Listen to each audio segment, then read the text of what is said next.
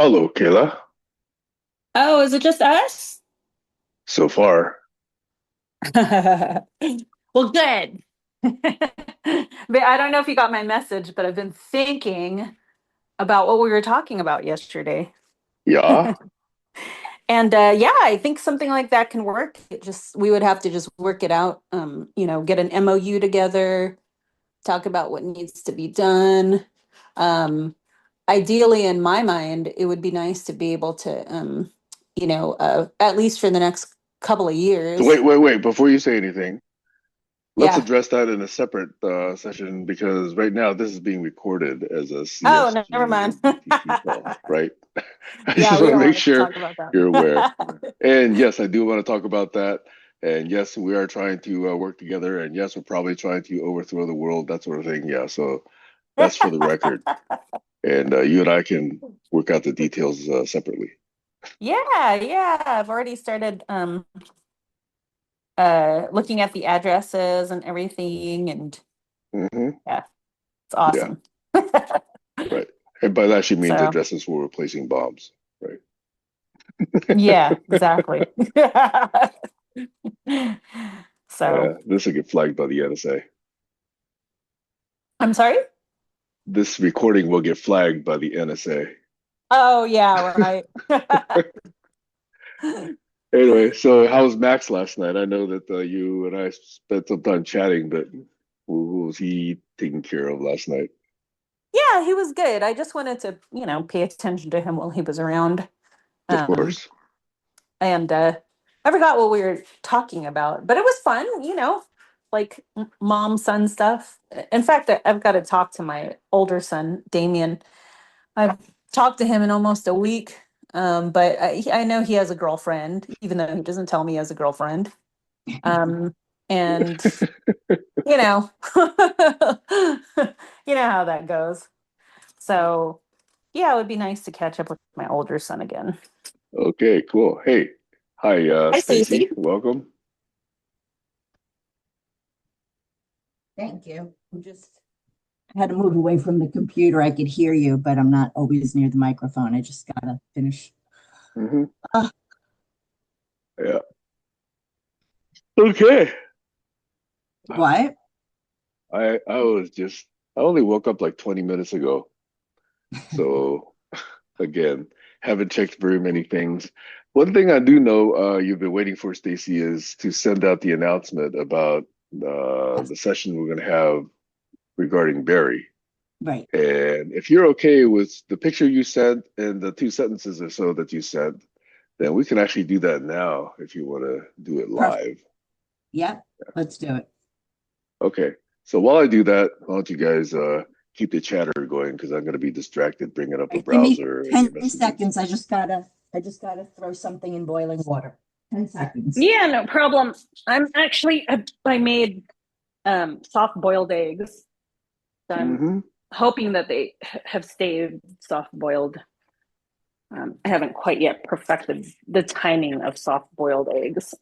What is your technique? Well, I typically boil them, for like 5, 6 minutes and then Hmm. immediately put them in Cold um, water, ice water? ice. Yeah, Yeah.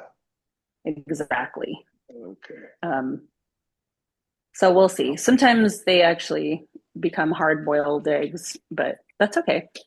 I'll still eat them. Hard boiled is when you boil it for about 10 minutes, right? Yeah, I, 9 or something 10 like minutes. that. I do Yeah. 15. That's actually what I'm doing right now. Oh, okay. Oh, we're all eating eggs. It was either this or ramen. Yeah, I wanted the protein. Yeah, exactly. Like I love ramen. I'll have ramen with like an egg, a cracked egg, and then just, put some fixins on it. It's very comfortable for me. Hey, do you both eat sushi? Yes. Oh, Well, heck yeah.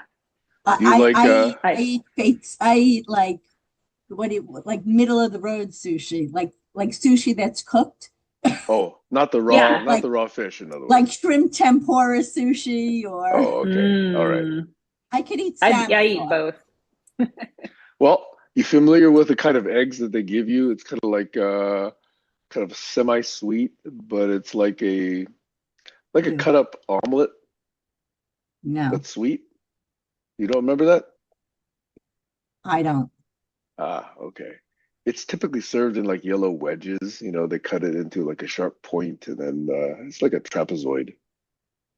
Anyway, I find myself making I call them Japanese style omelets. Put a little bit of soy sauce, put a little bit of sugar, not too much, and you make this omelet. So that I can do in my sleep now in less than 5 minutes. So that's my go-to for protein.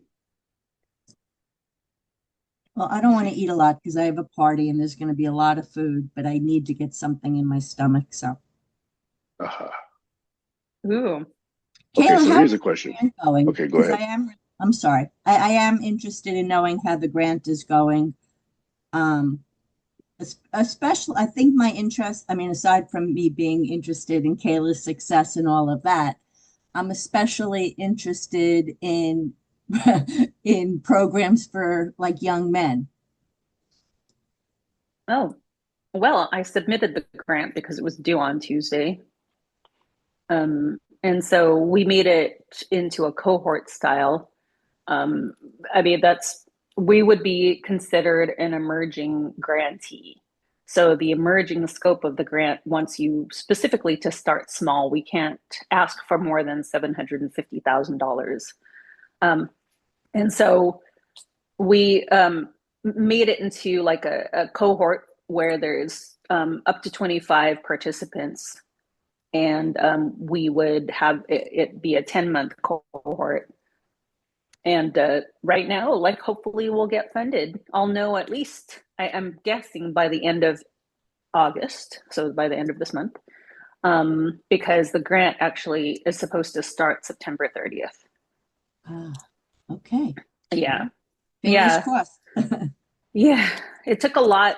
Let's see, I submitted probably close to 80 pages, Wow. and I wrote 50 of those pages in less than 2 weeks, which pretty much fried my brain. I was joking with Sam that I went to two events. I went to a mixer, or the following day I got the day off, and then the day after that I went to a mixer in the morning, and then in the evening I went to an event. And the morning was awful. Like I barely, put two sentences together. It was really embarrassing. I had to tell everybody, I promise I'm smart, but today it doesn't sound like it's coming Haven't off that slept. way. Yeah. So yesterday I was still kind of foggy, but I'm hoping that it pulls through. When do they decide? Thanks. Um, well, definitely before September 30th. This will be the first time we've ever worked with healthy families and marriages. They're a national organization. Well, I'm excited for you. Me too. I really hope that we get it because I think it's perfect for our organization. And you're right.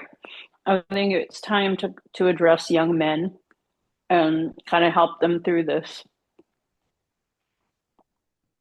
period where we still have, the toxic patriarchy. Because I feel like most young men aren't really about that, but I don't know. I'm not a man, and I don't really think about men or look for them or anything. So I have absolutely no idea.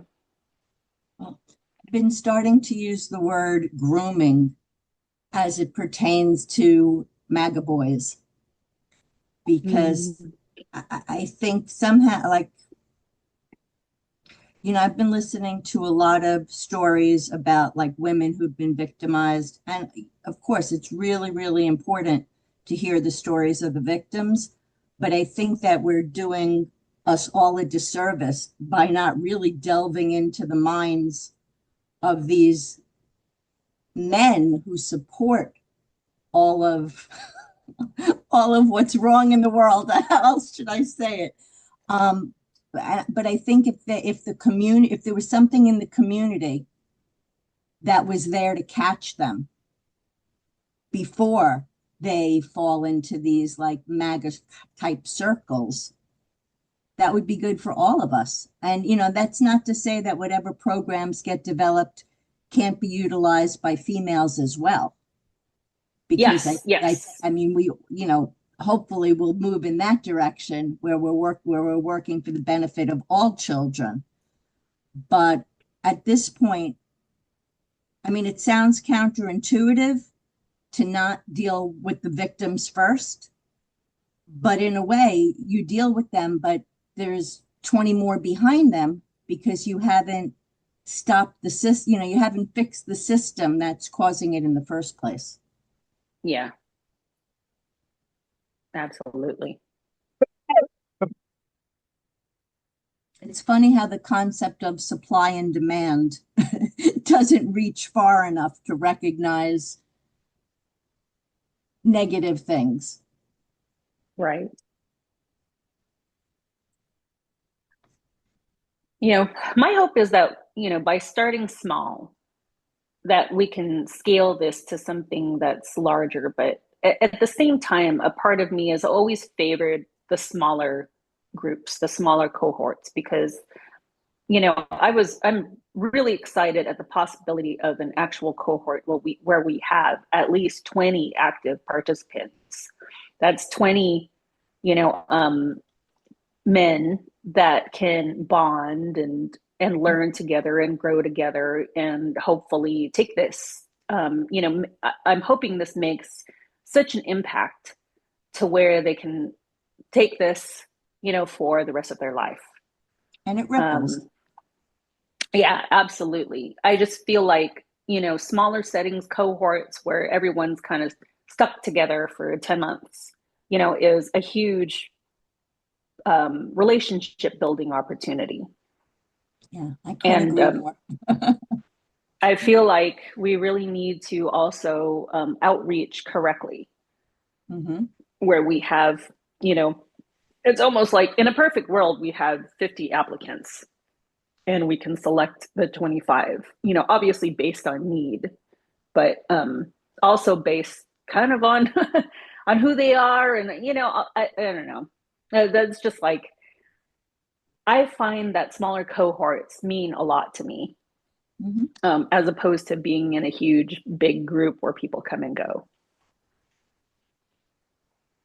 But if you want to talk about scalability, I mean, yes, that needs to happen. No, I'm with you, Kayla. I starting small is there's definitely a value in that, without a doubt. Yeah. Oh, hey, Heiner. Yep. And Sam Heiner's just here. came on too. Sam just came back. Oh, hey. And for the record, Stacey, please check the posting. I put the link in the chat and I just posted it onto Barry's profile. And it just basically says slightly edited the version of your announcement Oh, it's plus the fine. picture that you, and I Wonderful. added that little note at the end saying the session will be recorded just to make sure people know that before they come in. Wonderful. Thank you so much. And I'll go and I'll share it from there. Awesome. Yeah. And now No, people have 1 week to gather their memories and stories and conversations with Barry and bring them to the session. now I'm just wondering the fact that I see the friends there. Oh, friends of friends. Okay. Yeah. And I Okay, think good. that's friends of Barry's friends Okay. Perfect. because it's Thank you. on his profile. Got it. Got it. Yeah. I will share from there. Perfect. Mhm. Thank you. One quick thought before I let everybody check in is that when I did a memorial service like this online for Doug Engelbart a long time ago, the format, which I ended up using, and I had never seen it before, but I thought it worked kind of okay. Was we at the first thing we just said, hey, who's known Barry for like, over a month? And very few people say. But then I say, okay, who's known Barry less than 6 months, 1 year, 2 years, 3 years, 5 years, 10 years, 25 years, whatever. It's sort of rough stack rank order.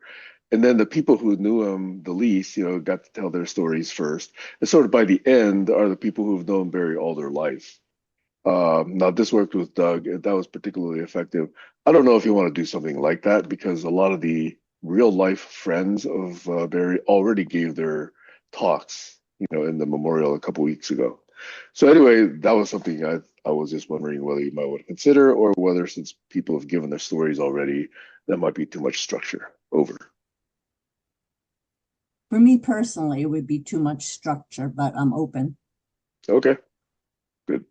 All right. So now, anybody want to check in?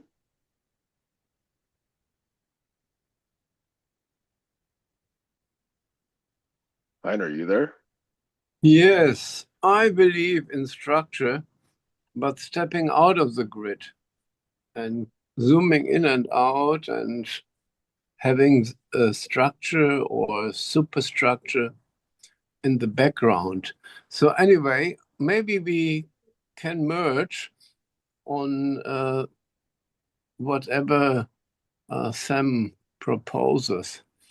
I was quite busy last week and I was really thrown into notebook EM. I think it is very appealing and strange and whatever tool. And I learned that it is really cute. It even remembers something out of documents I did not send in for perusal. So I wonder what the common knowledge base is. Is it just all Genesis? Or is it what I have been sending in as one or two documents for discussion or for discrimination analysis or whatever? And how then the system is really bridging. And it's sometimes summarizing in German when I'm putting in English documents. And sometimes it's outputting English documents. So I'm quite confused. But anyway, I'm here on deck. Just a quick note. I think Notebook LM is obviously offered by Google. So I don't know all the settings you have, but it does have, if you allow it, it has access to all of your Google Drive documents. Now you can give it specific ones to work on, but just by its nature, it can reach into all of your Google Drive content. Really? I didn't know that. Well, I have to study that. I didn't went to this board or control board to really find out. I was just playing with 3, 4 documents to be put it in. And a friend told me he knows the young Chinese ladies who has developed it.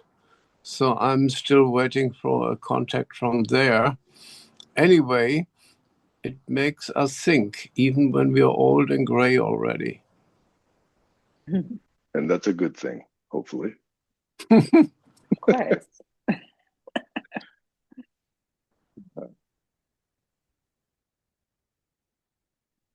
Well, I can check in and let Heiner know what I've been up to because both you and Stacey know what I've been up to. Okay. So, Heiner, I have been working on a federal grant. It's called the Fatherhood Grant. That's just the short name of it.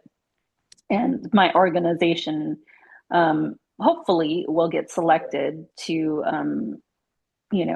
on an emerging scale, be able to host a cohort of men in the community, adoptive LGBTQ plus stepfathers, traditional fathers, single fathers, to be able to participate in a curriculum-based workshop on a monthly basis for approximately 10 months. So this grant is a federal grant. I think I mentioned that. And it's interesting because we've been really careful, or I've been really careful to write, towards what the federal grant not only expects us to do, but what they may, what they don't want to see. Let's put it that way. So in the past, before this particular administration, I was pretty free to write specifically who we are trying to target and fund. That is LGBTQ, people of color. But now, unfortunately, this administration considers those words woke, which is ridiculous to me. And they've made it very clear that they'll flag people who use these words like culturally responsive. I mean, ridiculous. They definitely don't want us to address trans people, but we do have a way around it to where we can just put a blanket over the whole thing and say, hey, this is going to be targeted towards community fathers. And it all just kind of makes it very vanilla. Yeah. And so I've been spending the last 2 weeks just writing this grant. It's a huge grant, 100 pages is the maximum. And I submitted close to 80 pages on Tuesday. So I hope we get it because I think the men in our community and the men of the world probably need it. And it's writing towards healthy, responsible, parent fatherhood. It's written towards maintaining healthy relationships, whether you're married or not, or you're co-parenting. And we'll see. This would be a pilot program for our organization, and I really hope we get it. So yeah.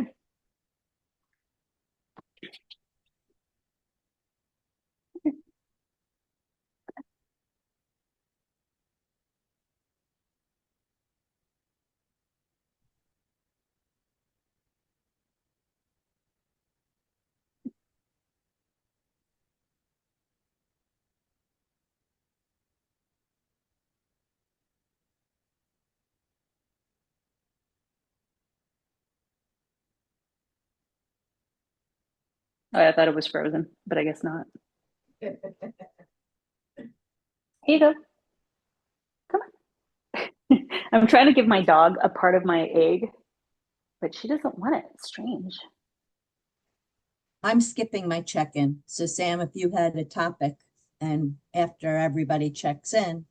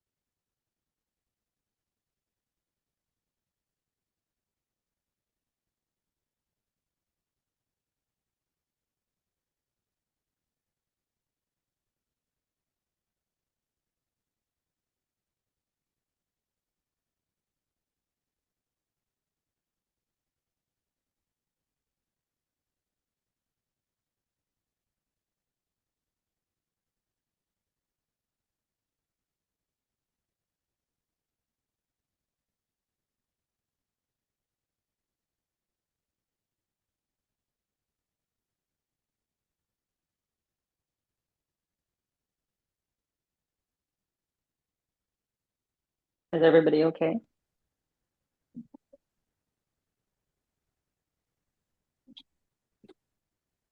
Hello?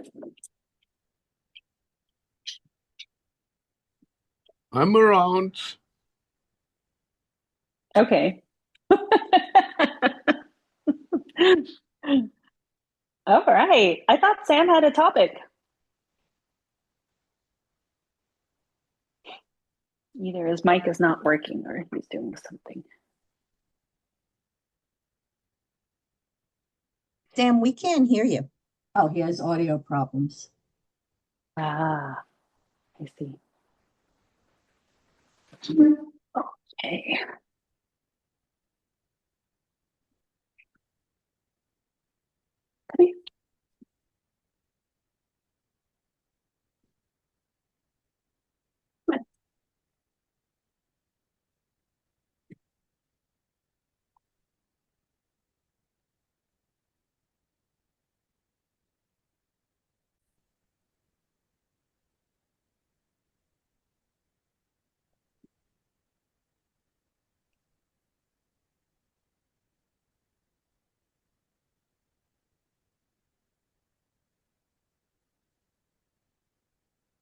Sam, do you want to pause the recording and wait until you're able to speak to turn it back on?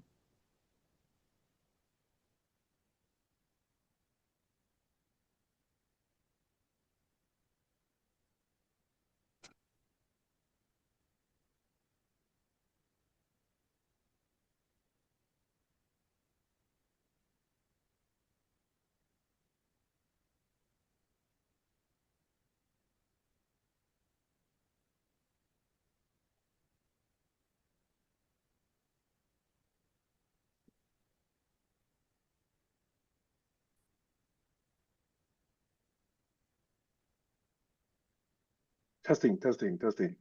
Yay! Ay, ay, ay, ay, ay. Sorry. I tried to go get some coffee and that disconnected my ears, so I just had to reconnect. And I still don't have my coffee.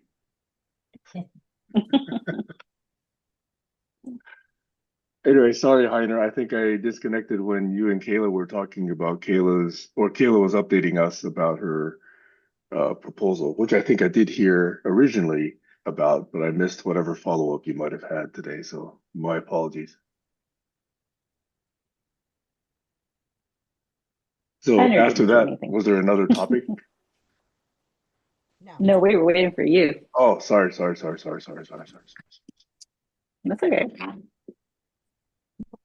Okay, so I am back. Okay, so that was Kayla checking in. Anyone else?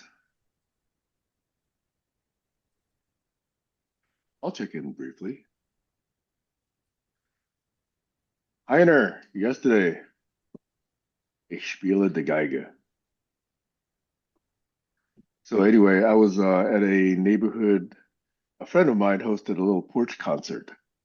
And so we just sent out some announcements to the neighbors. We got about 30, 32 people show up, with lawn chairs and cheese and crackers and wine and whatever. So Linda played flute. She played accordion. Then we did some violin accordion duets. Then we did some violin flute duets. And then she ended up with her flute trio. So that was about an hour's worth of short adaptations of pretty popular works. It's just nice for a little neighborhood. It was perfect weather. It was like, maybe low 70s, high 60s. Actually, today the high is supposed to be 67 Fahrenheit. What does that translate to in centigrade? I don't know, Celsius. Anyway, so that was fun. And then she wants to do another little gig next Thursday again at the farmer's market. So she's a very good friend of mine. She prompts me to practice more. She's getting me more musically aligned. And I really like that because I've been looking for a friend like that so that I could not be so, let's say, lazy when it comes to enjoying my violin, which I do. I've been practicing more now, and I got some new things like new rosin, new shoulder pads. So that's helping. Anyway, so I just wanted to check in on that front. That was going well. The other thing is I'll be going to Taiwan in September. My mom turns 93 in August, and my dad turns 93 in September. And rather than playing favorites, because I can't stay there for an entire month, the kids and I are going to go the second week of September. So I'll be leaving on the 6th of September and coming back on the 13th. So those 2 weekends, my participation will likely be impacted. So I can either turn over the reins to someone else, or we can have a little hiatus those 2 weekends in September. Because, flight from here to Taiwan is going to be about 14 hours. And simply because Nick lives in San Francisco, the three of us up here in the Washington state are going to go to SFO first, and then we're all going to go together on the same direct flight from SFO to Taipei. And so we'll be checking it out. My parents live in let's say, it's actually a very well-run elder care facility. Initially, when I first went there, they were in a very bad place. I visited that place also, and I was not happy with it. And I prompted them to change, and they found a much, much nicer place now. It's like a well-run hotel, but with doctors and nurses and, the appropriate kinds of services required. Anyway, so that's what I'm going to be doing. Two little updates and a lot else going on, but I'll stop there. That's my check-in.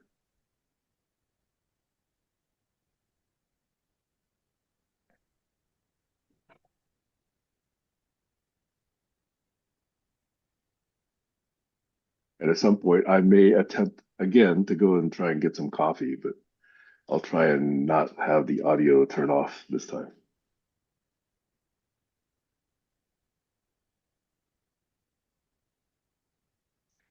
I And if, think you need a go ahead. twin to be there when you are in the loo or fetching coffee.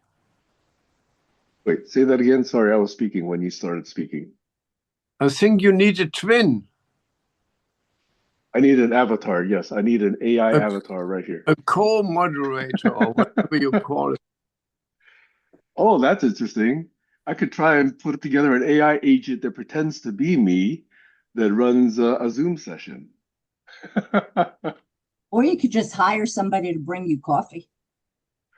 Not too many applicants this time of morning that I could hire within 2 or 3 minutes. You got to pay more. Um, my dog is not that trainable. Neither is my cat. Yeah. Okay, I'm gonna pay myself to try and get some coffee. We'll see if this works this time. Big fat $0 to try and get some coffee.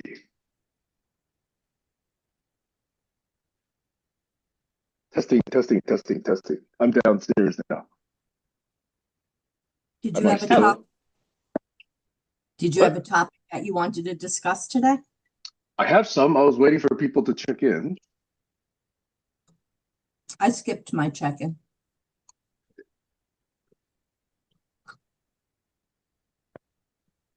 One time before, but I don't think Heiner was there. So I'm going to see if this makes sense. Heiner, here's my thought on this particular forum and this particular series of Zoom sessions. Previously, when I did this, I was really, really happy to have found Barry and other people who were interested in really, really looking at commonly held beliefs and question the hell out of it. Okay. So Stacey's like that, Kayla's like that, Eric's like that, you possibly are like that. I know Sam Chan was, like that for a while, and Barry definitely was like that. Okay. So given that that actually had a pretty good stint of several years. But now I'm thinking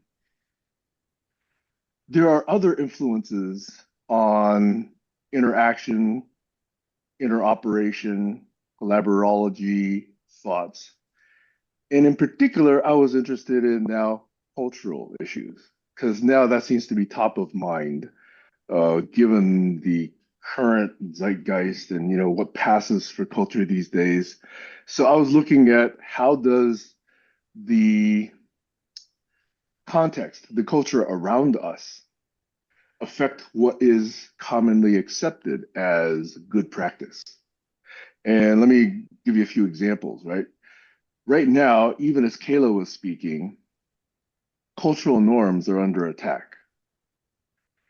We were speaking last night, in fact, Kayla and I were talking about how as Asians, we are brought up with certain values around self-deprecation, about what Westerners call negative self-talk. And typically, when she and I are in this mode around others, people say, "Oh, don't say that about yourself. You know, you're doing negative self-talk. That's not good for you." Okay. Whereas that's actually an integral part of Asian culture. And many Westerners don't understand it, don't understand why it happens, don't understand where it comes from. And so it's immediately, deprecated and poo-pooed and, dismissed as, oh, that's negative self-talk. You shouldn't be doing that without understanding the cultural background of it. So that's just one example. I've often made reference also to the fact that there's this dichotomy, and I might put it too simply, between the I thinking people and the we thinking people. And here in the US in particular, I thinking is worshiped. Oh, it's all about me. I have to make it on my own. I have to grab everything for myself. I have to hoard, my wealth. I have to get more. I have to win at the game, and I have to, just get as much as I can. Now, obviously, that's a simplified, extreme version of it. But then there's another perspective, which is exemplified by certain words that we've been talking about lately. Ubuntu, we talked about Filipino culture a few weeks ago. We talked about Asian culture and how a lot of it in China and Japan and other places in the Far East, quote unquote, with respect to the West, have much more of a community centered way of making decisions about the commons and about practices and about politeness, about respect. Again, that's also very simplified because there's exceptions on both extremes. So I was thinking I wanted to personally myself shift a lot from the hardcore mathematical scientific foundations of collaborology to the cultural impacts of collaborology and how we might examine some of those topics. I think right now with the US administration attacking ethnic minorities, attacking anybody who looks different than what they consider the superior race. I just want to put that on the table. There's a lot of different ways this could proceed, but anyway, that's just my current frame of thinking around this particular series of weekend conversations. So I'll stop there and see what you guys think. Over. So I'm on board with that, Sam. I really like the idea of looking at the cultural influences. And one thing I do want to add, though, so yesterday I was on a call, very nice man. I happens to also be a therapist, and he pointed out my self-deprecating ways. And what I want to say is that I believe we need to start looking at male is also a culture. There is a male culture. Now, maybe we could find a better word, but the truth of the matter is more than 80% of violent offenses are perpetrated by men. And that's not to say that there's anything inherently wrong with men, but there is something about the male culture that is putting their fingers on the scale. And so part of the reason I like the idea of looking at different cultures is I think it's easier, at least as Westerners, to see that male female difference in other cultures when we're not always able to see it in our own. And so I find myself, I was on a call last week with 10 men and me, and it was uncomfortable, but I finally had to bring it up and the role that they can play in strengthening a structure that doesn't do that. you know. But again, we have to bring these things to awareness. And that's not to say that there aren't females that exhibit those same negative effects of being in that culture. But somehow we have to either find different language, but we have to make it aware of how power dynamics shift things and throw them out of balance. And in our case, it's coming from some sort of false ideal about what it means to be masculine. Over.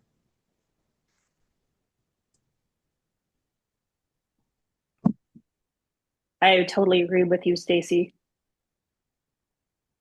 Thank you for the I support. do as well. In fact, this is not a saying that I came up with, but I keep saying it's those 98% of men that give the other 2% a bad name. It's so You know, prevalent. I Go saw ahead. something on TikTok that was amazing. This woman was talking to her Republican MAGA friend, and she was talking about like the recent deportation of illegal immigrants, and then it came to that whole, they're the cause of, a lot of the violent offenses. They do a lot of the crime, and so this woman had said, no, they they don't. They only do a certain portion of the crime, you know. And anyway, she said it much more beautifully than I'll say it, but she had addressed, like, if you really want to see who does the crime, it is, 98% of the men. I'm just throwing that out because that's what Sam said, 98%. She said that, like, yeah, a certain percent of women do crime too, but it is a vast majority of men in general that do the violent crimes, you know, and a small percent of that, a very small percent of that, are the illegal immigrants. And so if you want to fix something, why aren't we asking, like, why do men do most of the crime? If I could just add, I believe it's young men in particular. I don't have the statistics, so I didn't check that, but that's sort of what came out in the conversation from somebody else that, from a man that I trust. And I imagine that's a hard pill to swallow. Yeah. I'm not a man.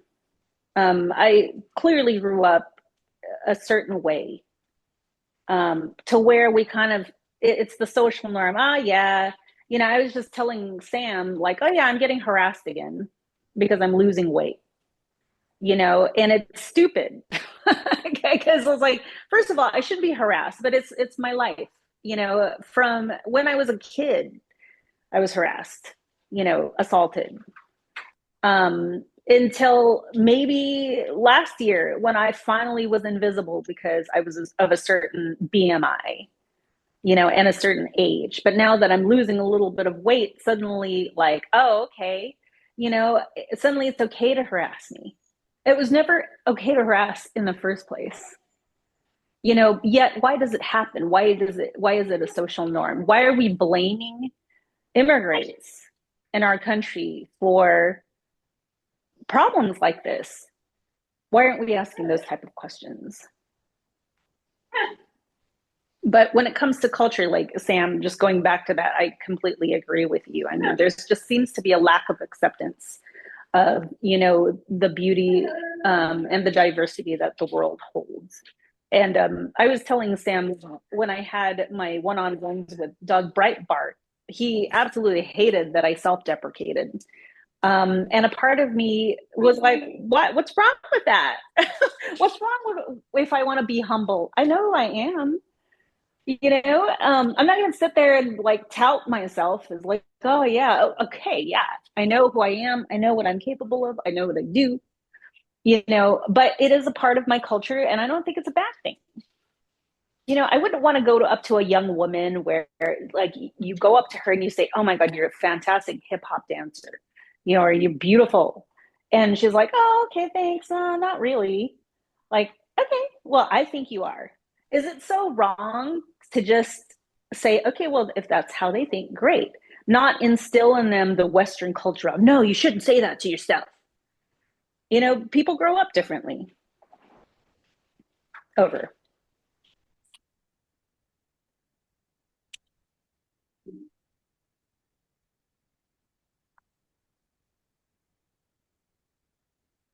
I love Doug Breitbart, by the way. That was like just a part of our sessions that I was like, why do you care if I self-deprecate? Like, I'm not doing it to a point where I'm like, I hate myself so much that I want to kill myself.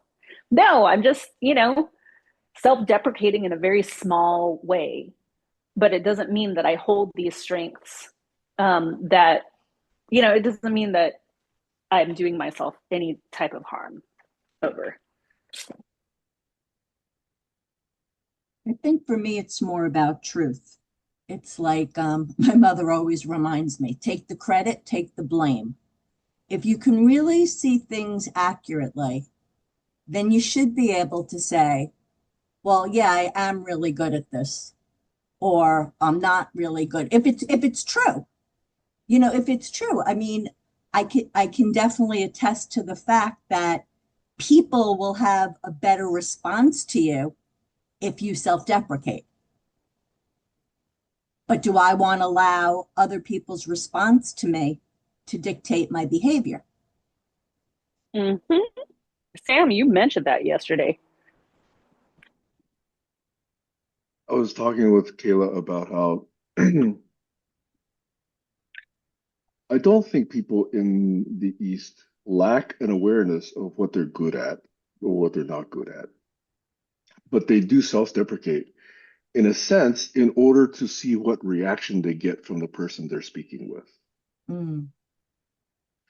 So in that way, it's a kind of feeling out of how people hear that, how people take it. And it's respectful. For example, let's mention bowing. I don't know if any of you have been in Japan or even Taiwan, but bowing in Japan is very important. And you see sometimes these caricatures in movies of people bowing, 15, 20 times. But there's a kind of protocol to that about how low you bow is a measure of how much you respect or see the other person. And people who only give a slight nod in Japan, that's considered very disrespectful. But it's not familiar to Western people as a practice. So certain things like this, you're just completely oblivious of when you first enter a culture. I'm sure there's many things I would be oblivious of if I went to Dubai or India or Africa. But that's the place where each of us could learn from the other cultures, and other cultures could teach us. And yet, if we go overseas and we start telling people how to behave, isn't that the typical, stereotypical, ugly American? And I see so much of that, unfortunately. We don't go with, a willingness to sort of adopt what the culture is actually trying to teach us. And I have no doubt, putting Wendy's in the corner of, some street in Nairobi, kind of does the same thing. This is part of American culture. In fact, American TV was big like that, right? That was one of our biggest exports in the 70s and 80s was American television. And it's made a huge impact. So it's a number of things that I want to look at from a cultural standpoint. But yes, male female is absolutely one of the biggest ones. I am shocked. Well, I shouldn't be shocked anymore, but I'm always surprised how almost every woman has a story of abuse or, in many cases, actual rape. And I grew up into my 20s and 30s not being aware how widespread that was. I have to admit.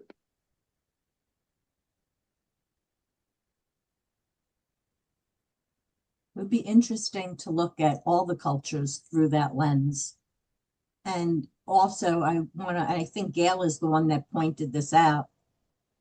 As women, we're just as affected by that cultural indoctrination as anybody else. I mean, I definitely find myself, I mean, I make excuses for people in general because I that's me, but I do find myself making more excuses for men or thinking more about their feelings than I do when it comes to women.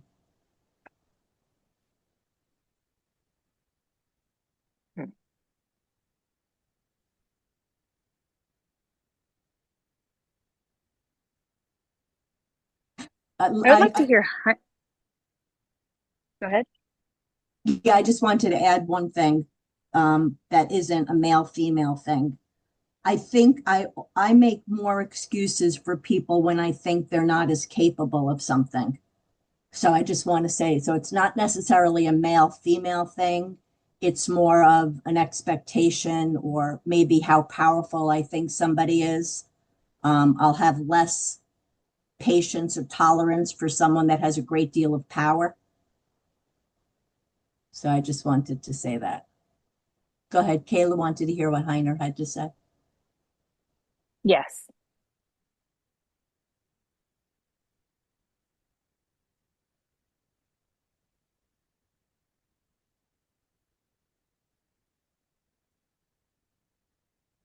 I think he's having some trouble unmuting.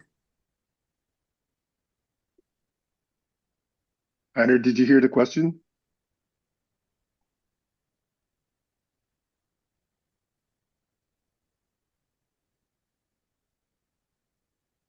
You're still on mute, Heiner. I Yeah, like that's to good. follow the conversation and the play between the me and the you, or the male, female. And I find it interesting how you observe it from your Taiwanese perspective, that you have still the we in mind. We as family, or we as friendship, or we as tribe, and how this got lost in many cultures in recent years, and how to pick it up and support boys or males.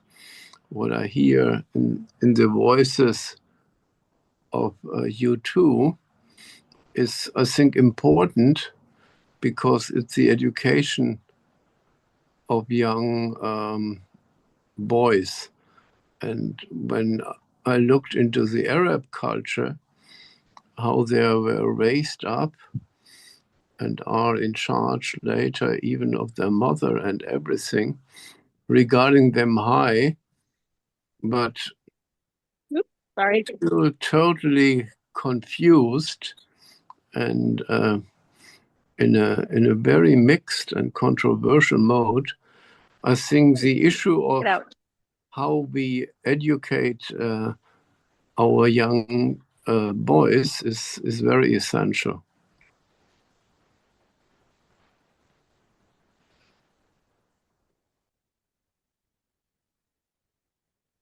Kayla, were you trying to say something there? No, sorry. It was my dogs see another dog across the street and I'm spraying them. I'm away from my phone. I'm sorry. No problem. If I might, this is again going to sound so stereotypical, but it's actually so prominent. I just have to mention it. When you mention Arab culture, I think about this sense of what's that M word that means that you actually give yourself up for a greater cause? Martyrdom. And, even for the last 3, 4 decades, ever since I first came across it when during the Jimmy Carter years, um, the embassy there was overrun. And it was said that the people who commit those violent acts and expect to die during those violent acts have 70 virgins waiting for them when they get to heaven. Doesn't that just immediately smack of sexism and misogyny? And it's built right into the culture, it seems. It's taught to young boys that yes, you should blow yourself up because afterward you're going to have 70 virgins waiting for you. I've never said this aloud, but I've thought this for the last several decades. What the bleep are you teaching people if that's the reward?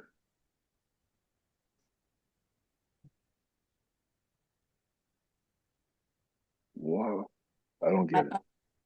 I totally agree. And I just want to point out that I feel the same way about the Christian nationalists. Bingo.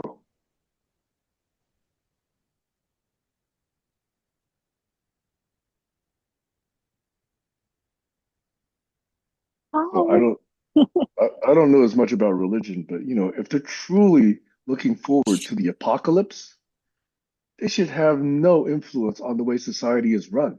They're trying to drive us towards an apocalypse.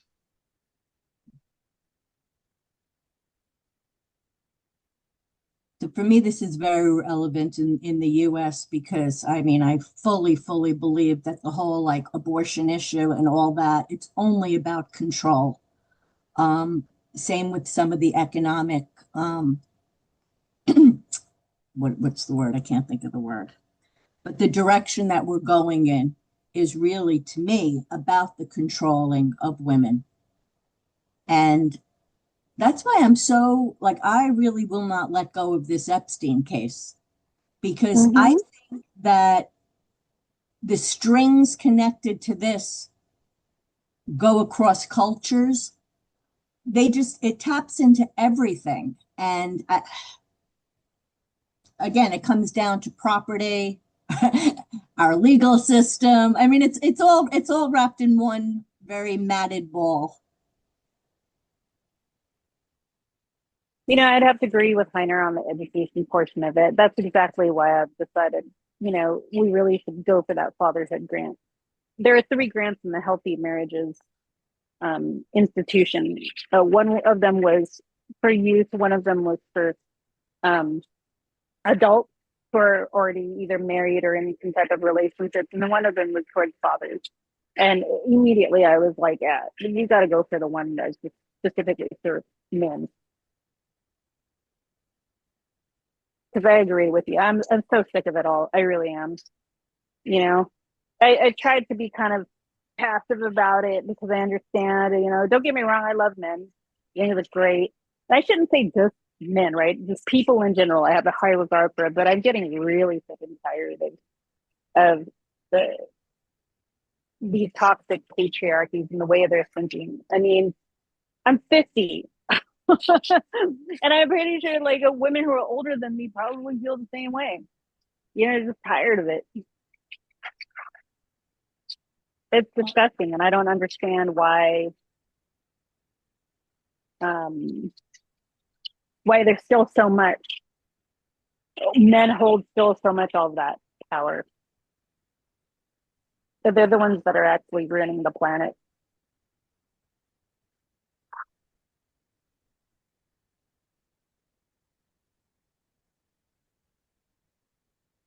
Men need more mental health resources.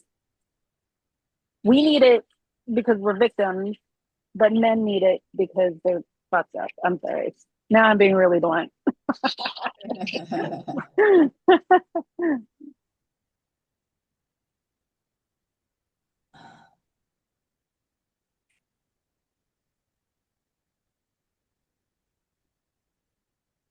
How did we get this way? I really think a lot of it has to do with the Sorry. fundamentalists, and they have great accumulation of wealth. And I think the combination of the wealth and the power and the extreme views is how we got here. I think it's fear too. Yeah, well, here's the thing. When you have all the wealth and all the power, people would be in fear of you. I mean, Yep. Trump's victims that didn't go to court, that was because they didn't have power or money and they had fear. I mean, that's what protects these people. And who knows how many men have succumbed to like what Trump has wanted to do because they've been afraid of being blackmailed. Maybe they didn't even do anything wrong, but they know the power of the media and how things can be made to look as if they did something wrong. So fear plays a huge role, but again, it's also, it's attached to power. Mm-hmm.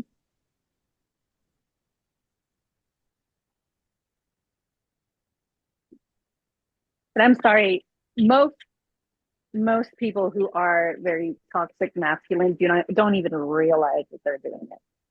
Have absolutely no clue. And that's sort of the point I was trying to make, and I'll just say it clearly. What can men do? Stop being friends with assholes. When you have a friend that's an asshole, point out that he's an asshole, move away from him instead of laughing at his misogynist jokes or covering for him if he cheats on his wife. Make it known that no, this isn't cool. You're an idiot. Because I think that's the only real, I mean, not the word power, but that's the only real influence that people have. Because I know from dealing with certain men that are assholes that they know how to turn it on and off. And they turn it off when they're around people that they know would not find it acceptable. And so I think we need to make it clear, no, that's not acceptable. And when I say we need to make it clear, what I really mean is other men need to make it clear. Mm-hmm. It's the same as with the cops, a few bad cops. Well, it's up to the good cops to not let the bad cops flourish. And I understand the constraints and what they're up against. So that's why I think we have to create a system that supports that. You know that saying that says if 10 cops watch one bad cop commit, a crime, 11 bad cops. you have 11 bad cops. 100%. May I ask a question of Heiner? I'm going to ask it anyway. I'm not sure if he's still there listening because he says in the chat, I will listen, but have to attend another session. Okay. But you can try. Let me just get the question on the table. I Okay. will be curious whether, in Heiner's opinion, in Germany, he can see any evidence of any segment of society that eschews, basically just pushes away reasoned thinking, evidence-based conversation, effectively mass stupidity. I was just wondering, are there other countries that have significant non-trivial components of their society made up of these kind of people?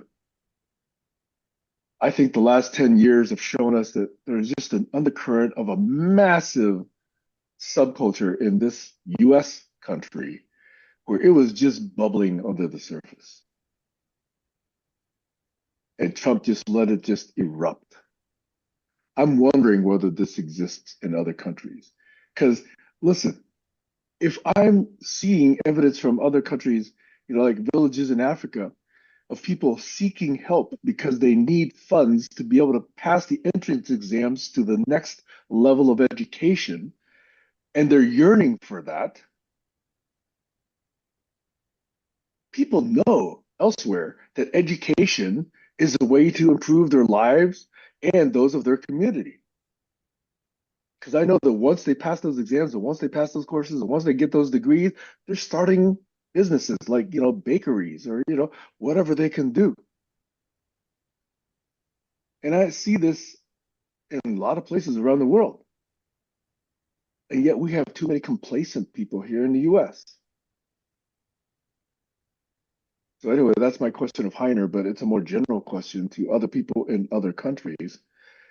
Can they imagine, or do they even see the level and the magnitude of the stupidity that's apparent right now in the United States?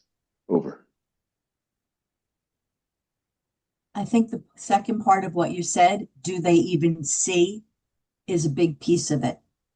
Because no, they don't see. And then the question is why. And one of the things somebody was talking, somebody who grew up in Germany, an older man, he was saying how the Allies forced it to be on television in Germany, people being thrown into ditches.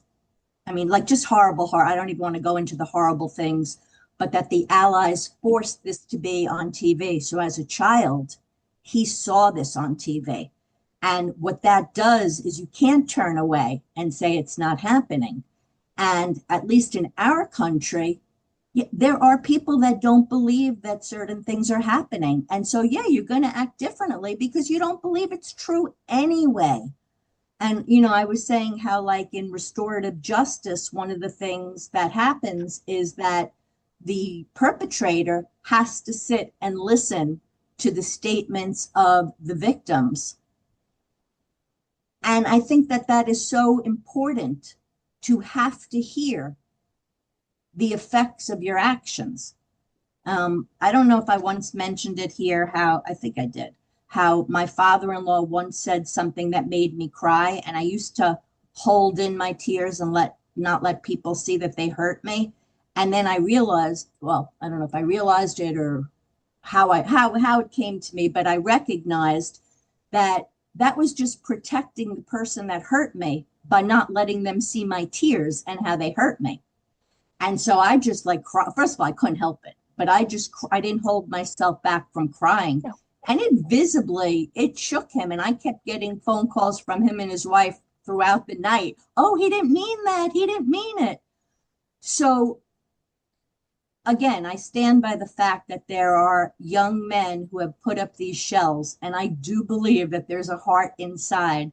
And I think that somehow they need to witness or feel the pain that it causes, because I think that's the only way they're going to be able to transform. Because one last thing I'm going to add, this might be triggering a little bit, but I think we all share the same unpleasant feelings towards Lauren Boebert, who is a MAGA from Colorado. That being said, while people on the internet are, mocking and looking at the fact that her son, who was a father at 17, was now again arrested, not for the first time, but this time on child abuse charges. And while I understand, mocking, pointing out, oh, this is the party of family values, truthfully, I feel for that 20-year-old person, knowing what kind of a dysfunctional household he must have grown up in. And I'm just really torn on that because I want to see programs for him too. So yeah, I'll stop there. Sam? I try to make a distinction, and this is just for me. We can look at influences and we can feel sorry for the person. But we also have to be very clear what that person did. Mhm. And a person must have accountability for what they do. 100%. And too many times we mush that up. We have that very unclear line. Well, this person had a rough childhood. Oh, well, this person didn't have a good example to follow. Well, this person was angry, or well, this person was high, or well, this person was hungry, or whatever. We can understand all that. But you first have to acknowledge what was done and make that the thing that the person must be accountable for. Now, then you can take into account, okay, how can we help this person not repeat? Okay. But I think too many times if you say, oh, well, you know what I don't like is this innocent by reason of insanity. That is fucking stupid. Look, if somebody killed somebody, I don't care if they were insane. You still got to do something about that behavior. I don't mean, execute the guy. I mean, just hold that person accountable in some way. but he's not innocent. No, I'm now probably overstepping my bounds of competence when it comes to mental health. I'm not an expert there. But too many times, this line between what a person did versus what made this person do it, you get such messy thinking trying to say, oh, well, is he guilty or not guilty? Look at the goddamn facts first. Sorry for the rant. Over. Yeah, no, I totally agree. And I suspect in the case of Bobert, he was enabled. I suspect that anytime he ever did something wrong as a kid, they covered up for him. I mean, he had been charged with like having these documents of other people's identification. Anyway, multiple charges that then gets, yeah, this is going back to before he had a child. This was a bad kid. Well, I don't want to say he was a bad kid because that's what I'm against. This was somebody that was viewed as a bad kid, but instead of having to pay consequences, I believe that all of those bad acts were covered up for by his parents. I'm saying that the system failed by not holding him accountable at an early age, but there's also something in our community where we have like no forgiveness or understanding. It's like all or nothing. If it's somebody we like that does something, then we're empathetic. If it's somebody we don't like, hang them in the backyard. I mean, we have to find that middle ground. And that's what I don't think people are doing enough. You're not going to come clean and confess all your sins if you know that after you do, you're going to get your head chopped off. There has to be a more reasonable approach to being able to work your way back into good standing. And this goes back to what we talked about with Ubuntu, or however you pronounce it. It's that same principle. We have to recognize, yes, we're all connected and we have some issues in different sections of the whole of us. And how do we help to restore that, help that piece heal? Mm-hmm. Oh, And we could start that right here at the GCC. Mm-hmm. Seriously.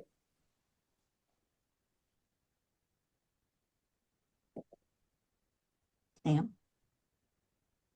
Was it you or was someone else who was talking about how in Germany people were watching on public TV? I think it was you, Stacey, Yes, I just said. that all these atrocities were taking place.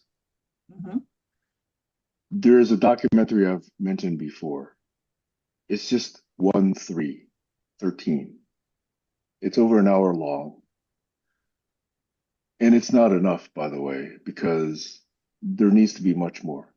But it actually shows, and it's graphic, so it has a warning, but we shouldn't be warned against the facts. Anyway, it shows the the rare pictures that were taken of Black men hanging from trees. Mm-hmm. People in the US are quote unquote goddamn protected, what a goddamn euphemism, from seeing those images.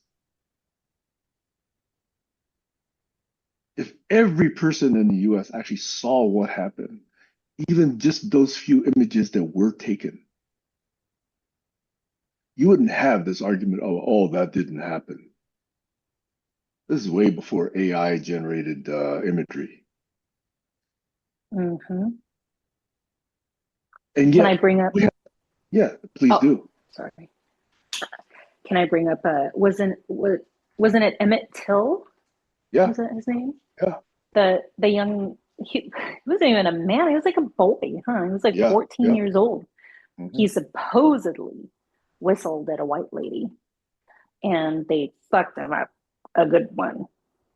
And his, you know, I guess they were asking if the mom wants an open or a closed casket, and they were just like, the mom was like, no, keep it open because I want the world to see what they did to my son. We need more of that. yeah, it's hard, you know, to see, but absolutely in no way, shape, or form should it be censored, especially when it's something as huge as that.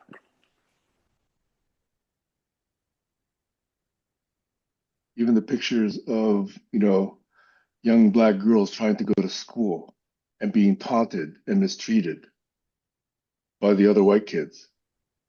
And yet, these photographs are too graphic to share. That is I don't want to say it again.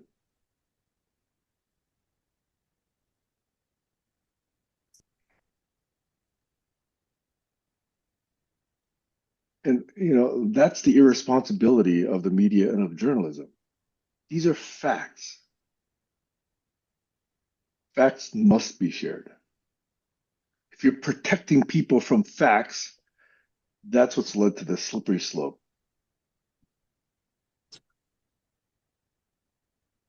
So I've been listening, this goes to the idea of silos or the problem with silos. I've recently been listening to this woman on YouTube who left the Mormon church, and she, oh, she's great. Yeah. I love listening Recently to her. appeared in my feed also. Oh, Yeah. okay. Probably because of our connection. I think I might have sent it to you guys. I don't know. But anyway, we're talking about Jenny Gage because there's a few of them out there. But anyway, this is Life Takes Two. But she was describing how racism is basically baked into the doctrine of what they're learning. And that was eye-opening to me because I had no idea. And it explains a lot. But how would we know if we weren't raised in the Mormon church? And if we don't talk to people who are, so it's about breaking through silos. That's what it's always been for me.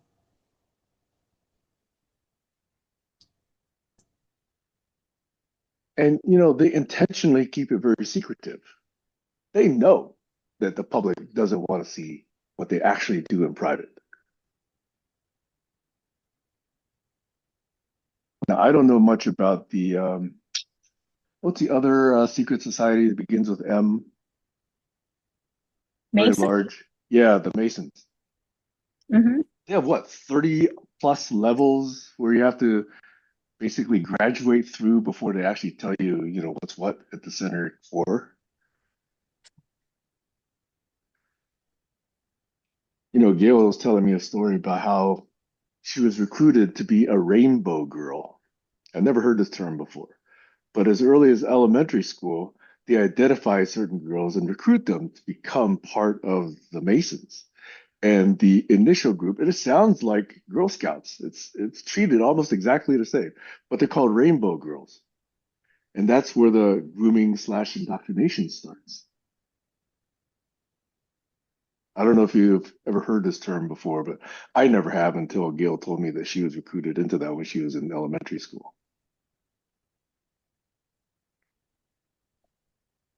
I've never heard it. I've heard it, but I don't remember about exactly what it was.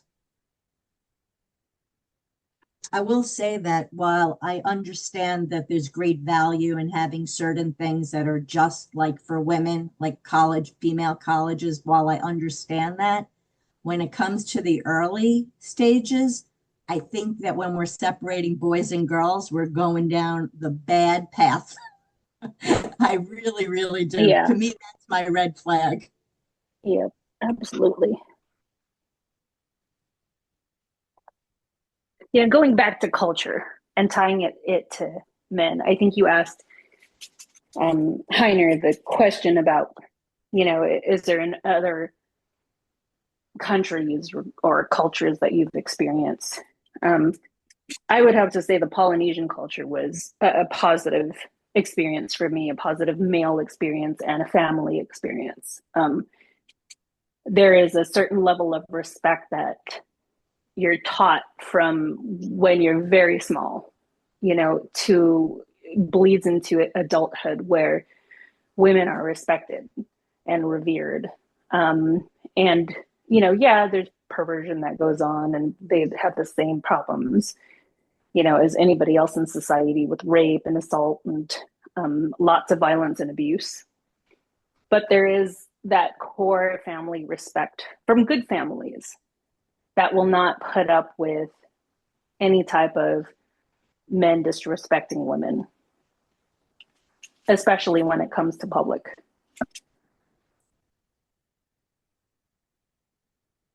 Could you say more, like what happens to someone if they're doing that or accused of doing that? Their allegations. What happens to that person, or what happens in the community? So what happens to that person within their own family is the dad kicks their ass. Now, a lot of people don't agree with that, but I would have to agree with that. Like, you need your fucking ass kicked. I'm sorry.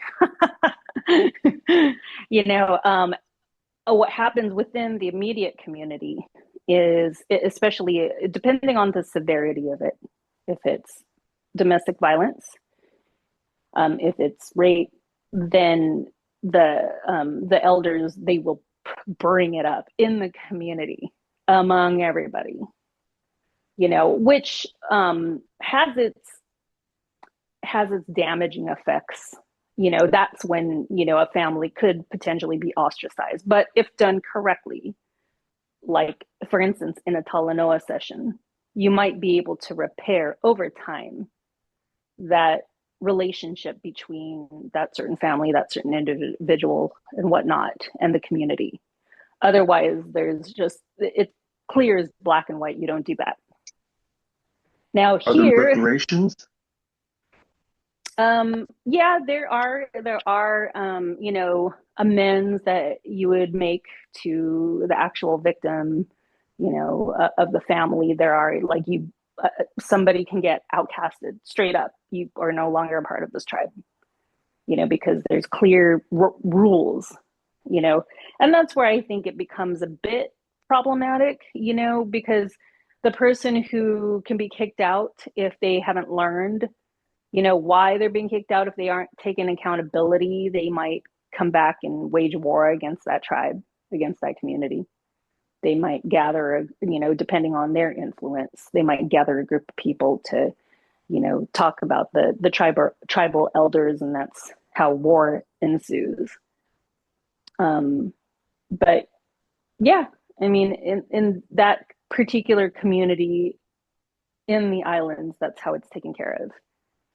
Now over here, you know, obviously you kind of have to assimilate with a Western culture. You can't, you know, a dad can't lay his hands on his teenage son, at least not in public. But there is like, again, a level of respect between, um, you know, son and father, and you know, the children and their parents. They have like a huge level of respect for them. So it does boil down to education, and it does boil down to tolerance.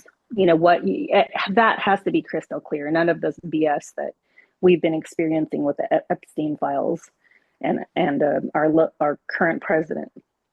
I mean, it's crystal clear, and it just pisses me off whenever I see this gray area. I just think it's bullshit. I just think it's just a way for us to, you know, to continue committing these crimes and making it all okay. I don't think it's okay. If enough people, men and women alike, say, you know, this is not cool, this is not okay, I won't stand for it, I feel like the world is a better place. But it does take true accountability. And it's, I don't know why, but I feel like it's difficult for a lot of, you know, men and young men to take that accountability.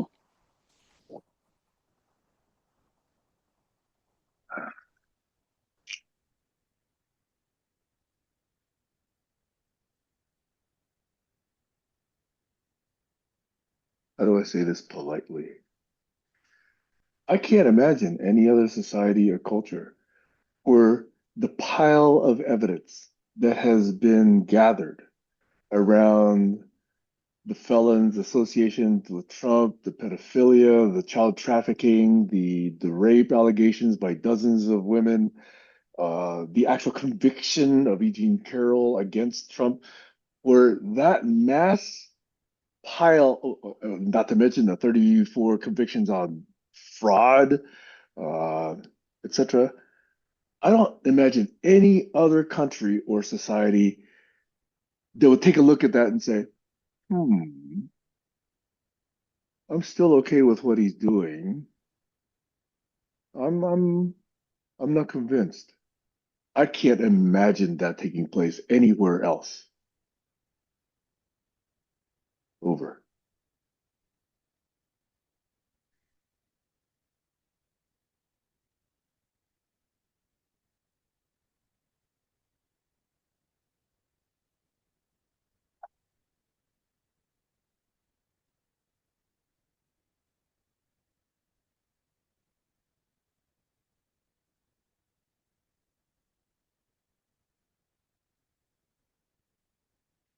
One more thing.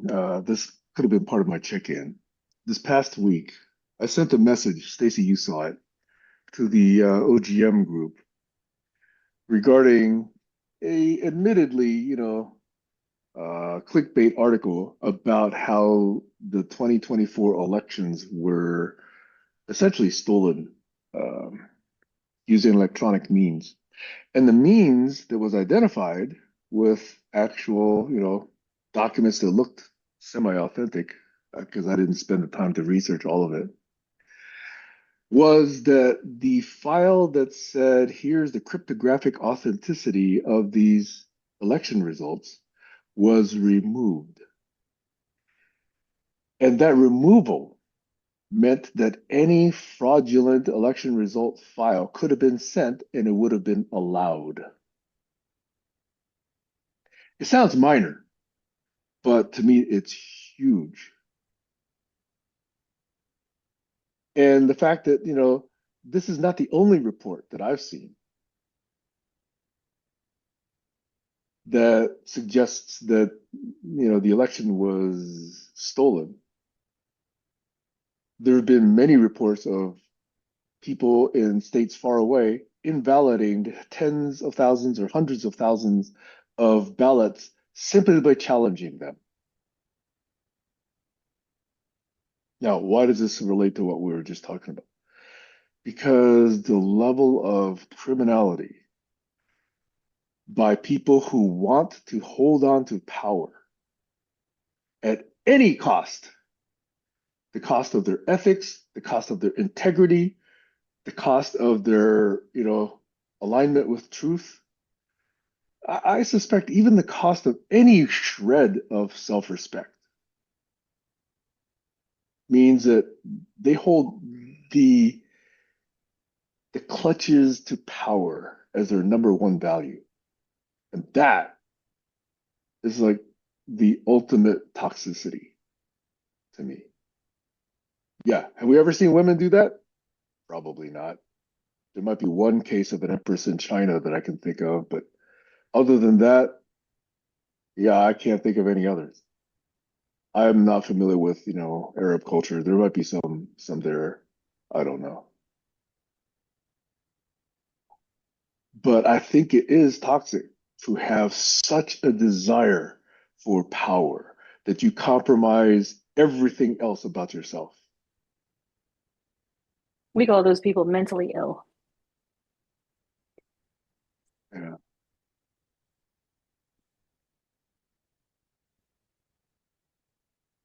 They'll never see it themselves either, right? Exactly. Difficult. Unless something happens to them where every shred of power that meant anything to them goes away, they'll never see that. Which is why Trump needs to go to prison. Trump and all of his cronies. The problem is, between here and there is a very difficult, improbable path.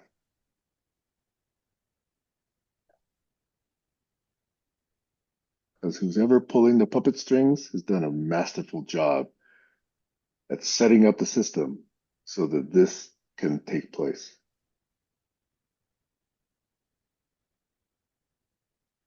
Let me go back to this email that I sent. It was poo-poo just on the face of, oh, it doesn't look authentic. But the whole issue that I was trying to raise was that the authenticity of the election results has to be questioned, and nobody seems to be questioning it. They don't want to. No, I mean, even people on the quote unquote left aren't, making a big enough deal about it. Because most of them don't really want to. I think what Sam is speaking to is this idea that, oh, that's conspiracy, and they're Yes. above that because there can't possibly be a grain of truth in anything other than what they've heard from their sources. Yep. Um, Yep. yeah, I notice in talking to people in general, like especially when I talk to people on the other side, they're very quick to recognize, or on my side, whatever. People are very quick to recognize the bias in media, but they're not as open to the fact that they've been captured or swept up in falsehoods as much as the other side. Yep. Like it couldn't happen to them. It happens. It's only everybody else that Yep. can't see, not me. It's this like sick reverse psychology. There's a certain level of ineptitude and impotence when you say, oh, I'm above that. Yeah. When you enter any kind of a conflict and the other side's fighting with swords and you're fighting with chopsticks, because, oh no, using a sword is beneath me. You know what's going to happen.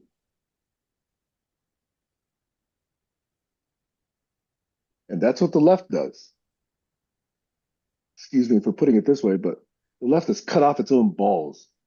It's not willing to actually, change things because it's quote unquote above that. But they're not. They're just as corrupt. The DNC is just as corrupt. Look at what they did to Bernie.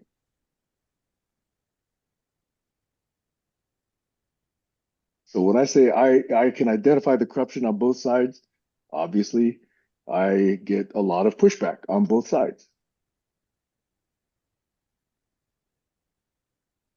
Well, I've said You many, know, many, many times, I go for the middle.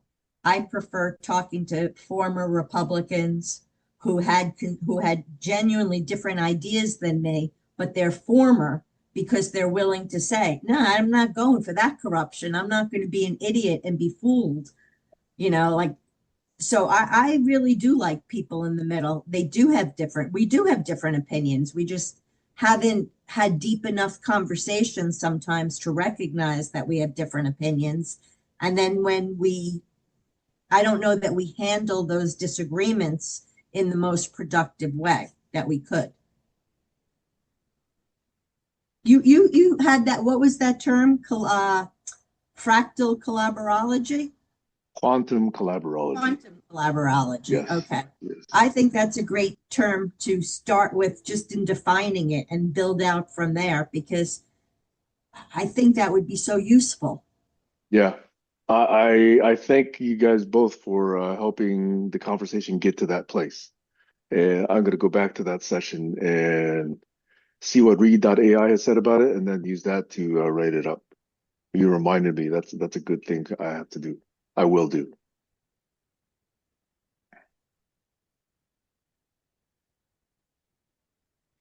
By the way, one of the things that came to mind that I think Kayla rightfully pointed it out when I told Kayla is that when I go overseas in September, I'm scheduled to come back on the 13th. I may get stopped at the border.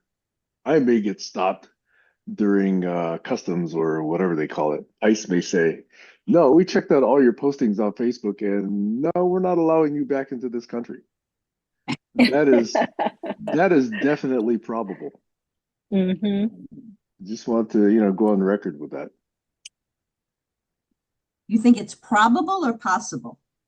I think it's probable. I am not a white Caucasian male. Wow. I am naturalized. and I'm very vocal against all the crimes and, hypocrisy and all the sins the Christians talk about, is evident in this administration, exemplified by their cult leader.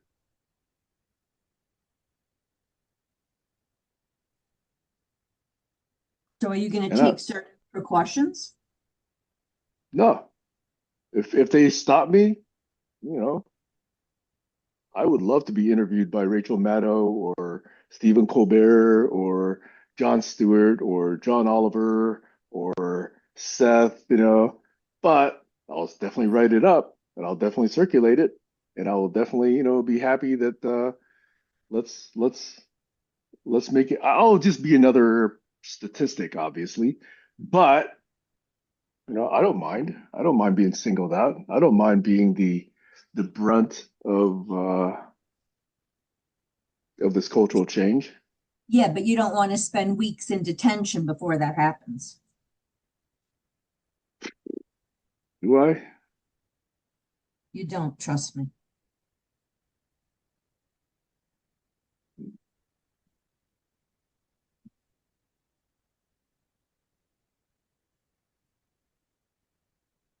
Yeah, you're right. I mean, I may not get due process, right?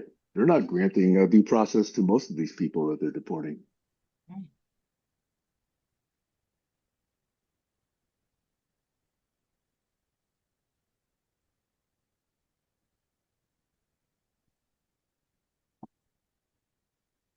But I'm not going to let that stop me from going to Taiwan. Oh, no, of course not. But maybe you wanna put your social media on private.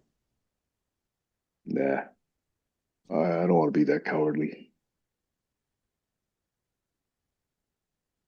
They will have won if I do that.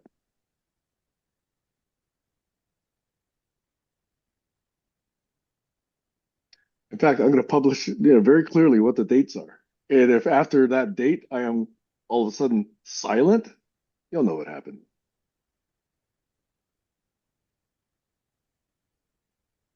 Well, you're traveling with your family, right? Yeah. It's amazing that it happened, but Nick and Amy and Veronica are all going with me. It's awesome. But they haven't been vocal like I've been. Now, Right. they may So, still so get they'll detained be able because of to tell your me. story. What? Say it They'll again? be able to tell your story when you're in detention. They'll be able to tell us. If they get through, yeah, if they are allowed back in or if they're not detained as well.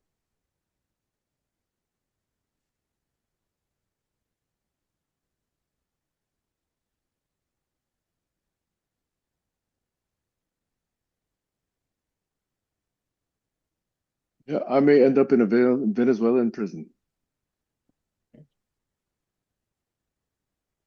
Oh,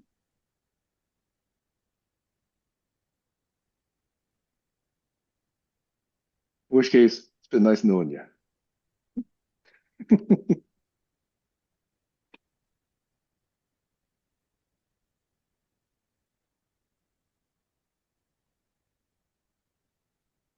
See, can you imagine having a conversation like this years ago? It would have been unthinkable, right? But now it's a real concern. it's This it's country has always gone down the shitter, really fast.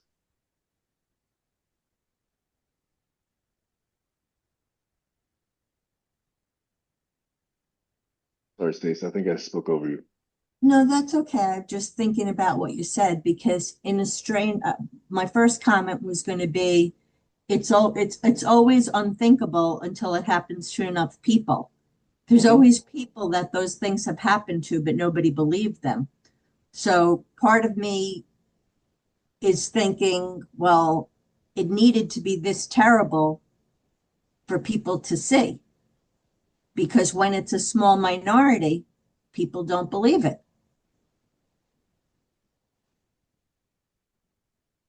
Yeah, I I mean, don't know. Go ahead. like even a couple of years ago, when we were watching like crimes, cops against black people, there were so many people that didn't believe it. Now, Yep. once we started seeing these videos, and seeing it with our own eyes, you can't say, oh, it's not happening. Whereas before, you're like, well, you don't know what happened before, and all this nonsense. Yeah, never happened before Rodney King. Right, exactly.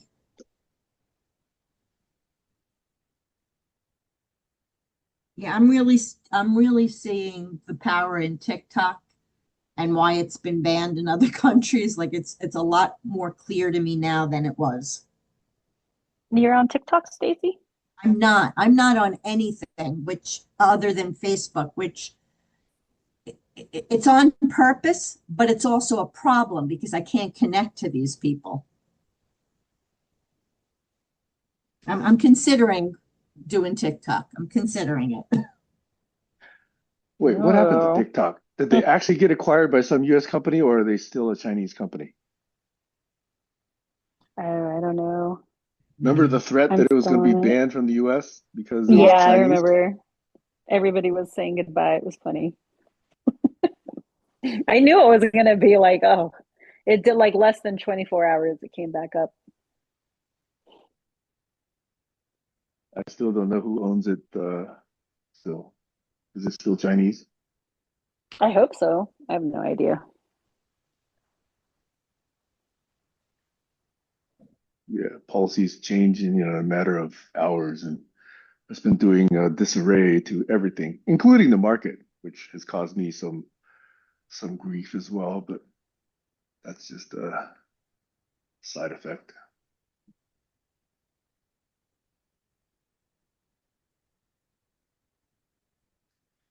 So I would have loved to hear from Heiner, but I guess Heiner is attending to a different session. Hopefully, I'll be able to ask him again in a future point.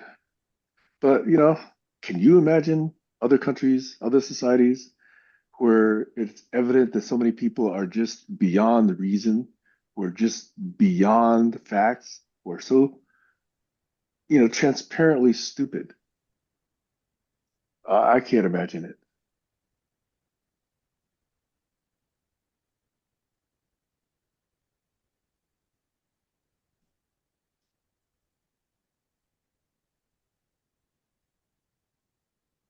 This goes to what Kayla was bringing up earlier about smaller segments or smaller things. In a smaller thing, there's a greater probability that facts will come out. So it's only a matter of time in like a small town where information makes it, into the common sphere of knowledge. When we're so big, it's like we don't even know how separated we are because we're so big.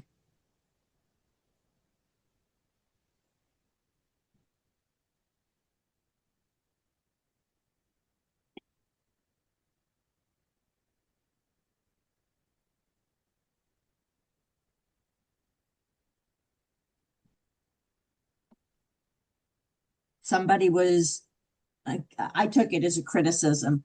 They were trying to tell me how I shouldn't be so foolish, how, YouTube is playing me. And I was like, I don't use YouTube. I explore YouTube. Like I purposely look for places where you wouldn't expect me to be. I want to see, I mean, I will listen to a MAGA podcast because I want to see who the players are. And if I didn't do that, I would never see connections because I'm just not in that space.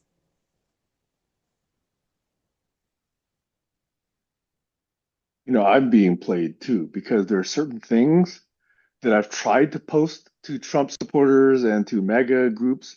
And even when I search them by name, Facebook refuses to bring them up for me.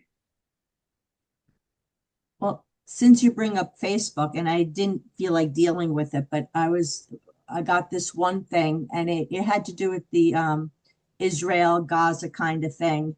And Hmm. I did a little bit of a deeper dive, and a good portion of those profiles are fake.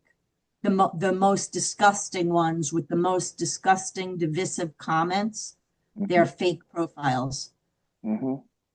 So I started to comment on the page about it, and then I'm like, what am I getting myself involved in? And I just left because I've gone down that rabbit hole before. It didn't end well. But I think we really need to be aware that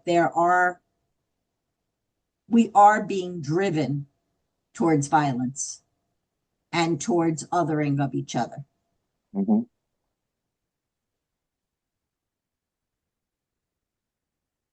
Well, that may be, which is why I've been open for about a decade to say, hey, I would really like to have some detailed, constructive, positive, generous conversation with people who support Trump and his policy and his group. And like I told you, I think I've recounted every single opportunity. There's only been like three or four. And they all hit a point beyond which people just say, oh, well, you don't actually, get the real facts because real facts come from Fox and Breitbart. You're only listening to alternative facts. That's their go-to argument when nothing else works for them.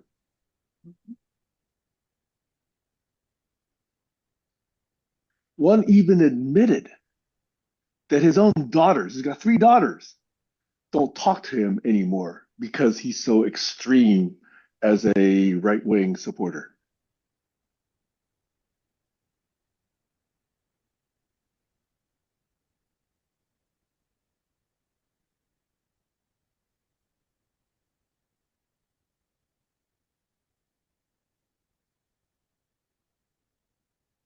And he thinks they've been brainwashed. And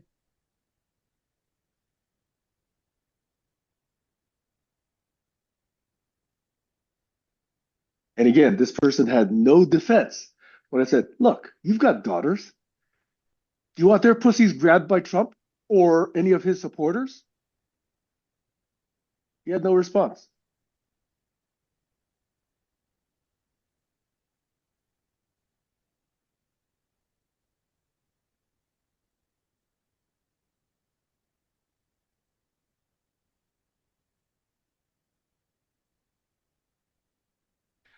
So, on this whole issue of how cultures affect collaborology and these issues around how do we learn from each other, how do we disagree more generously and with more open minds, I think I've always felt this is kind of a rich area for exploration. I think, the male female, the masculine feminine is one dimension of it.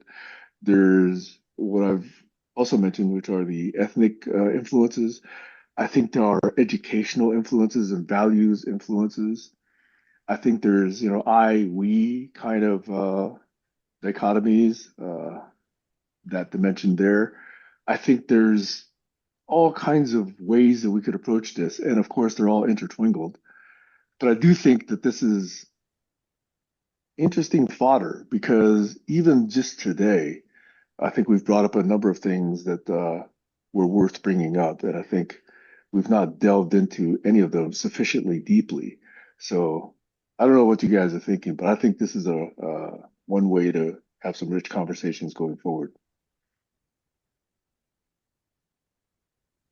As you're speaking, and I'm continuously looking for words to replace that whole male female thing and kind of drill down on what it actually is. What came to me is the terms dependent and independent play a big role in someone's behavior. What I mean by that is how independent is the individual within a community. So I'm using that word instead of powerful because it's about being dependent. The more dependent something is on something else, the greater likelihood that things are going to go off the rails because it's like a domino. I don't know if that's making any sense, but Well, I don't know if I understand what you're saying either, but in that set of words, to me, when you say in society or in community, I forget exactly which word you use, but to me, this whole notion of independence is almost an oxymoron because in a context, no one is truly independent, right? Right. Anybody who does things, relies on the resources within the community, relies on the relationships within the community, relies on the currency, if not the actual barter system, relies on work, relies on ideas. There's no such thing as true independence.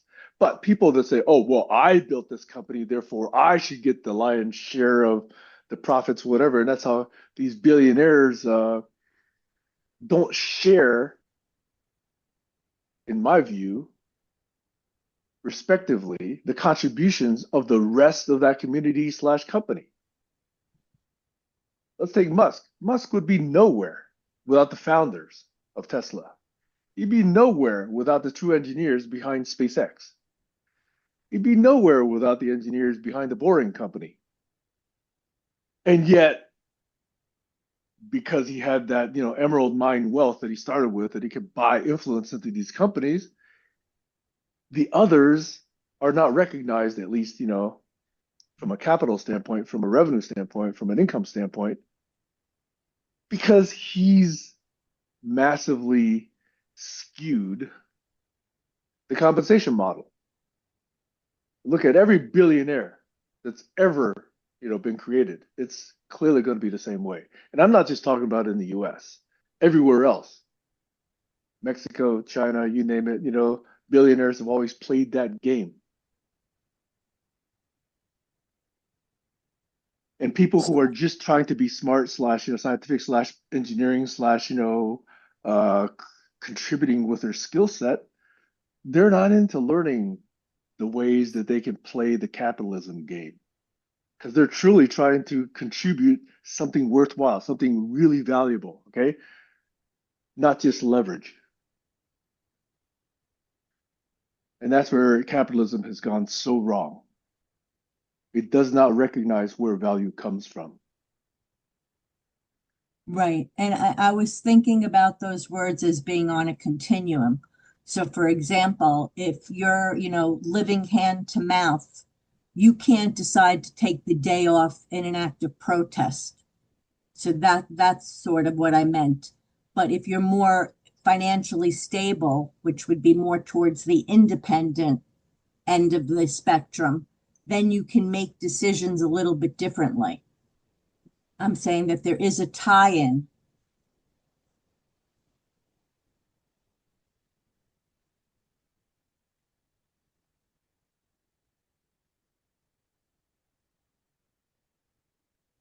Let's say two employees and a horrible boss, okay? The one that has this really skilled, has this very skilled position that not everybody knows how to do, is going to most likely be treated better than the one that's easily replaceable. So I'm talking about that when I talk about how dependent are you, as opposed to independent. The more knowledge you have, the more independent you'd probably be. Knowledge, money, those are all things that would add to the push you to the more independent side. And I agree, there's no total independence, but I'm looking at it as Colin would say, sliders.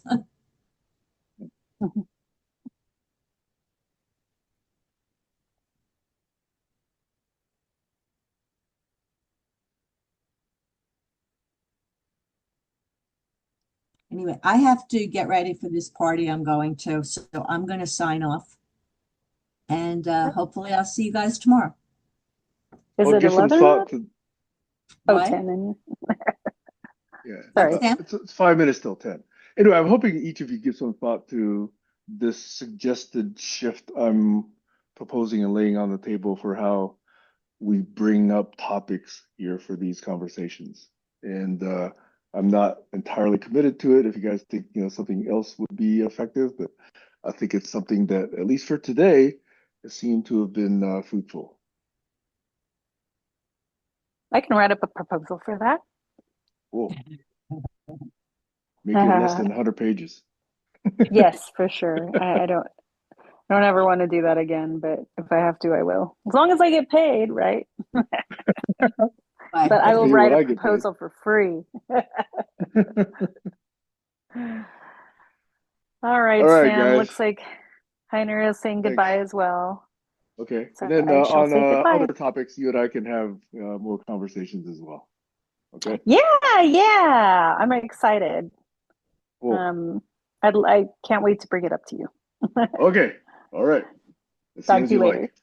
All right. Okay. Signing off here. Bye for now. Okay, bye.